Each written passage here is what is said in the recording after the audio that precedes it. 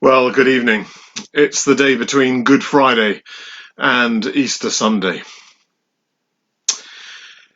You can't take it with you when you go. That's what they say, isn't it, about death? No matter how much you've had in life, you die empty-handed. We see that even with Jesus, the Son of God, into whose hands have been placed all things. He leaves all the glory of heaven behind in order to come to earth as one of us. And throughout this week, we've seen the intensity of his letting go, of his giving up. And yesterday he died naked, hanging on a cross. Nothing in his hands, nothing but nails. And it's not just about possessions or positions or even about power. It's also about people.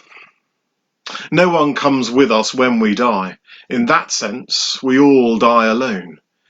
It's why death, even when it comes at the end of a long and painful illness, always tears us up. It rips us away from those whom we love. Well, this day between Good Friday and Easter Day is a strange day. It's a day of nothingness as Christ lies dead in the tomb. A day when nothing happens. Christ is dead.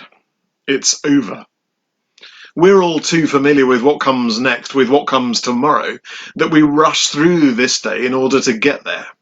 And normally when churches are open, this is the day when there's all kinds of things going on. Flowers are being arranged, eggs are being hidden, sermons are being written. But not this year. No, this year we're forced to contend with the reality of what this day is all about. The death, the barrenness, and the emptiness is eyeballing us, and there's nowhere we can go to escape. The Father has allowed the Son to forsake himself. The Son, with every shallow breath, remained on the cross in order to remain with us. And the Spirit of life withdrew at the command of Jesus. It is finished. And his death followed. Today there are all kinds of questions, but there are no answers. Everything is hanging by a thread. But before we get to the joy and the celebration of tomorrow, I wonder if there isn't even a profound comfort here. That Christ, Jesus, the Son of God, has experienced death, empty-handed and alone.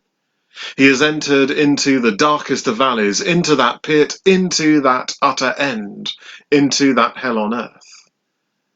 And because he's there today, we need not fear. When it comes even to death, we will find him there. We're not alone in death. We are never dying by ourselves. We do not ever die alone. And that matters.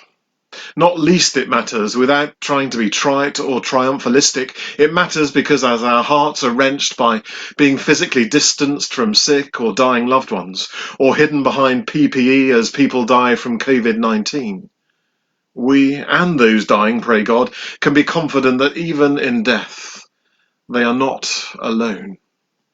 God is always with us. Companion, protector, and friend. He remains with us even in death. He's there. And with him, as we will see, darkness never has the final word. That's not bad for a day when nothing is happening. So sure, you can't take it with you when you go. We die empty-handed. But with Christ, even in death, we're never, ever alone.